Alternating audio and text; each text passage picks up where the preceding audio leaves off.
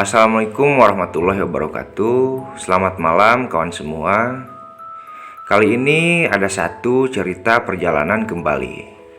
Cerita yang pernah saya alami saat saya masih duduk di bangku kelas 1 SMP.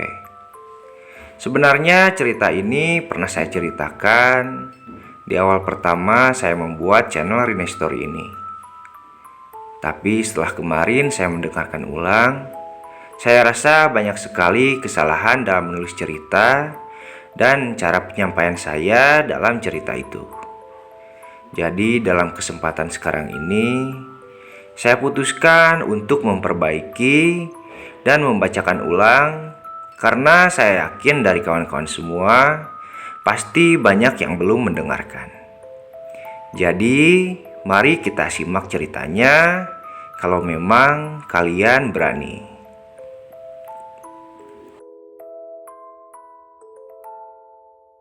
Jam 10 malam lebih. Saat itu aku sedang menunggu giliran bermain PS. Namun tiba-tiba aku dihampiri oleh dua orang yang salah satunya adalah temanku sekaligus anak dari pemilik sewa PS tersebut. Usianya lebih dewasa dariku. Karena waktu itu aku masih duduk di bangku kelas 1 SMP. Sedangkan dia sudah menginjak bangku SMA. Saat itu dia meminta tolong kepadaku agar aku mau mengantarkannya ke rumah temannya yang sedari tadi menghampiriku bersamanya. Awalnya aku menolak karena dia bilang rumah temannya ada di daerah Tapal Kuda Cianjur. Alasanku menolak mengantarnya karena jalan yang akan kutempuh adalah jalan yang sepi yang di sekelilingnya hanya dikelilingi oleh hutan dan perkebunan teh. Mungkin saat berangkat tidak akan masalah. Tapi bagaimana ketika aku pulang nanti? Aku akan mengendarai motor di jalan yang seram sendirian. Aku pun sempat menyuruh salah satu di antara ketiga temanku yang ada di tempat PS itu yang akan mengantarnya.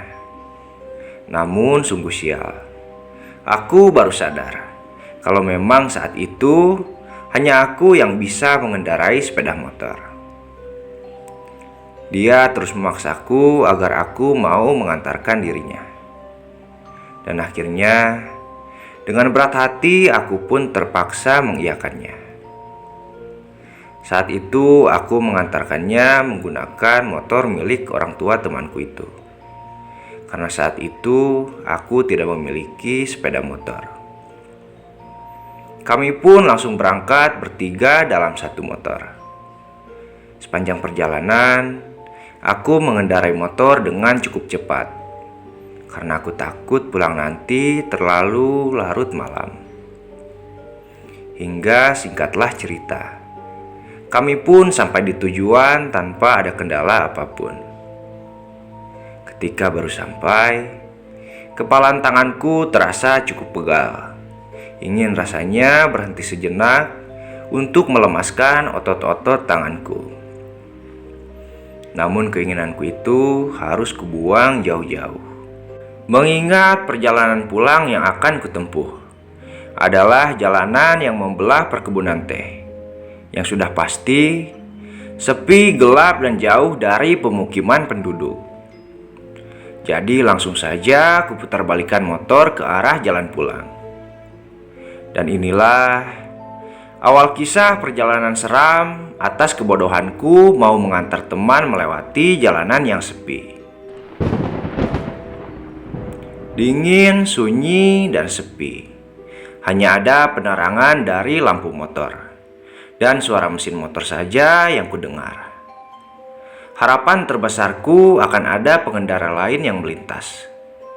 Namun sungguh sayang, sepanjang perjalanan tak ada satupun kendaraan lain yang menemani perjalananku. Perlahan namun pasti, kupercepat laju motorku. Semakin jauh, semakin terasa sunyi malam itu. Saat sedang asik menikmati rasa takut, sayup-sayup Kudengar seperti ada suara batuk seseorang. Kulihat kanan dan kiri, tak ada siapapun. Hanya ada pepohonan besar dan jurang-jurang pendek tanpa pembatas jalan. Tak ingin berpikir yang aneh, ku terus melajukan motor dengan pandangan lurus dan fokus ke depan jalan.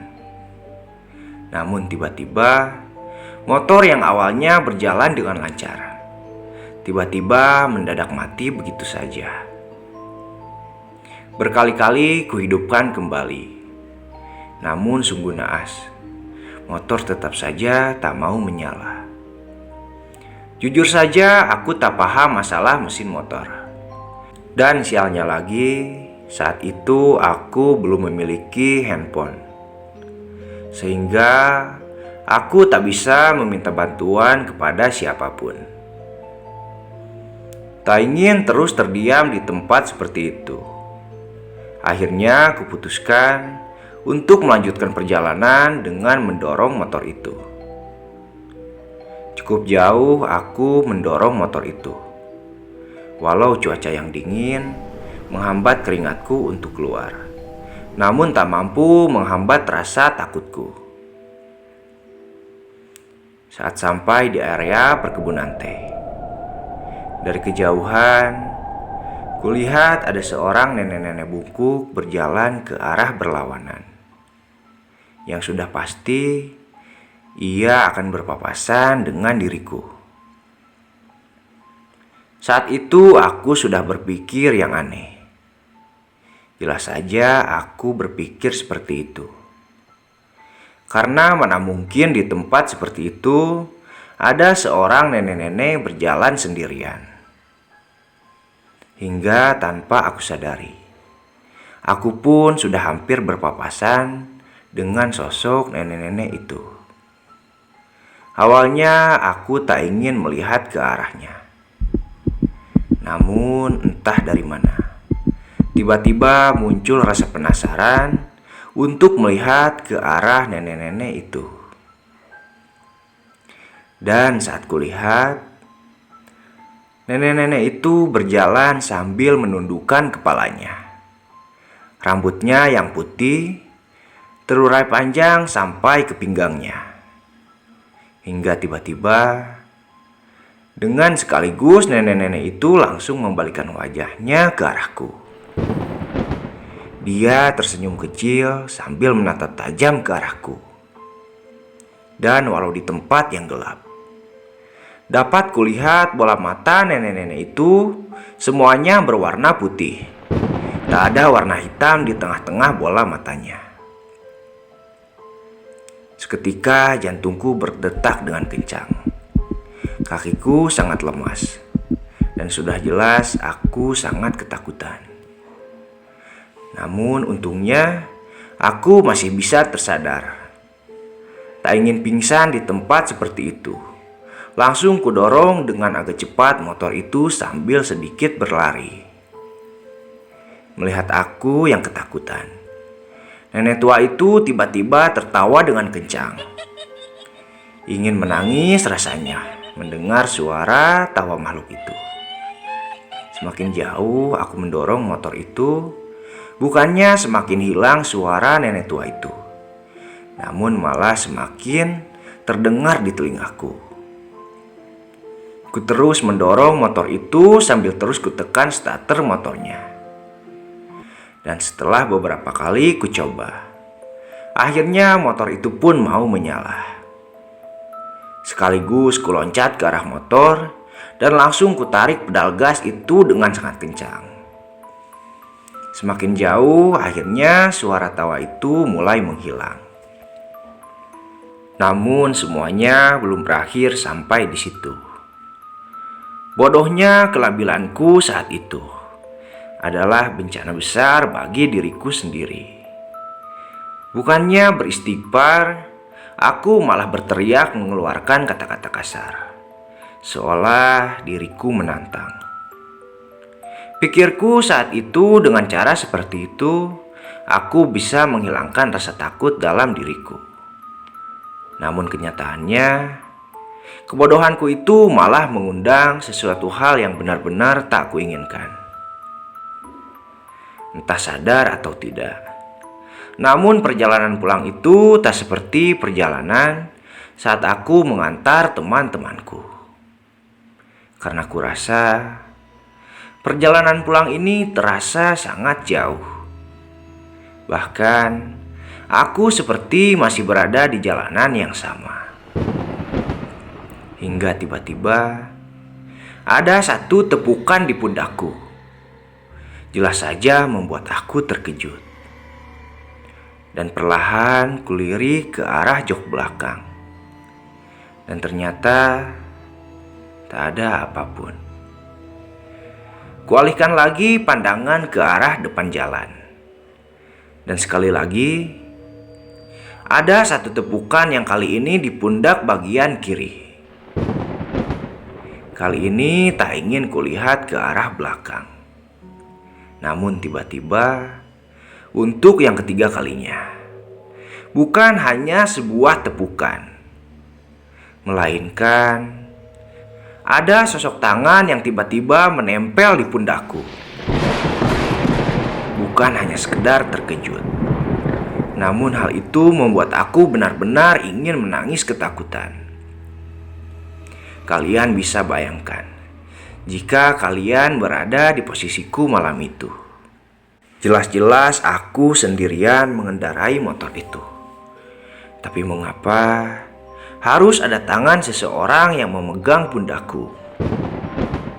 Walau aku tak ingin melihat tangan yang menempel di pundakku, tapi dari sudut mataku tetap saja aku sedikit bisa melihatnya. Terlihat tangan itu berukuran besar. Mungkin jika dibandingkan dengan tanganku. Ukuran tangan itu seperti 2 kali tangan orang dewasa. Dan bukan hanya itu. Tangan itu terlihat sangat hitam, tetapi bukan warna kulit. Melainkan tangan tersebut dipenuhi dengan bulu berukuran besar dan sangat begitu lebat. Kalian tahu makhluk apa itu? Entahlah, aku tak mau menyimpulkannya sendiri. Jika kalian tahu, bisa kalian tulis di kolom komentar. Cukup lama tangan itu menempel di pundakku, yang membuat aku tak berhenti menangis ketakutan. Dan untunglah, walau aku termasuk anak yang nakal, namun sejak kecil, aku pernah belajar mengaji. Hingga aku pun mulai membaca surat-surat pendek yang aku bisa. Namun tangan itu tetap saja tak mau menghilang. Hingga pada saat aku membaca ayat kursi dan bergumam dalam hati, meminta maaf jika aku bersalah. Tolong jangan mengganggu karena aku pun tak berniat mengganggu. Tangan itu pun akhirnya menghilang dari pundakku, yang membuat aku sedikit lega. Namun apakah teror itu sudah berakhir? Tentu tidak. Saat aku makin mempercepat laju motor, aku pun menemukan sebuah belokan tajam. Dan disitulah ada sebuah keanehan yang tidak aku sadari. Jelas-jelas jalanan itu hanya memiliki satu jalur, tak ada pertigaan ataupun perempatan. Namun belokan itu anehnya bercabang menjadi 3 jalur. Dan jika aku sadar, harusnya aku berhenti sebelum memilih jalur yang akan kulalui. Karena sudah jelas, jalur itu tak pernah ada sebelumnya. Namun dengan bodoh, aku malah mempercepat laju motor dan memilih jalur di bagian kanan. Dan entah apa yang terjadi, tiba-tiba aku seperti menghantam sesuatu yang membuat aku terjatuh dari motor dan terpental jauh dari posisiku terjatuh. Walau seluruh badanku terasa sakit, namun kupaksakan untuk tetap berdiri. Hingga saat kulihat ke arah motor, Aku benar-benar terkejut. Ternyata motorku posisinya ada di sebuah solokan besar. Kulihat lagi ke arah jalan, dan ternyata 3 jalur yang tadi kini telah menghilang. Hanya ada 1 jalur memanjang setelah belokan. Dan jika aku teliti dari posisi ketiga jalur yang kulihat dari jalur sebenarnya yang kulihat sekarang, ternyata jalur di bagian kiri adalah sebuah jurang yang sangat dalam. Dan jalur kanan yang kupilih adalah sebuah solokan besar. Pantas saja membuat aku terjatuh saat memilih jalur itu. Andai saja tadi aku memilih jalur yang kiri, mungkin aku sudah terjatuh ke dalam jurang yang begitu dalam. Hingga saat aku sedang kesusahan mengangkat motor yang ada di dalam solokan. Dari kejauhan terlihat ada cahaya motor berwarna putih. Semakin dekat dan mulai mendekat. Ternyata itu adalah seorang pria berusia sekitar 40 tahunan. Pria itu memberhentikan motornya tepat di depanku. Lalu ia membantuku mengangkat motor dari solokan itu. Pria itu tak berbicara sama sekali hingga saat motor sudah terangkat. Aku pun berniat mengucapkan terima kasih kepada orang itu. Namun saat niatku berkata seperti itu, baru saja aku mengangkat kepala, bertujuan melihat wajah orang itu. Aku malah kembali dibuat terkejut hingga membuat badanku terjatuh. Dan kalian tahu kenapa? Karena pria yang membantuku itu kini malah berubah wujud menjadi nenek-nenek yang kutemui di awal jalan tadi.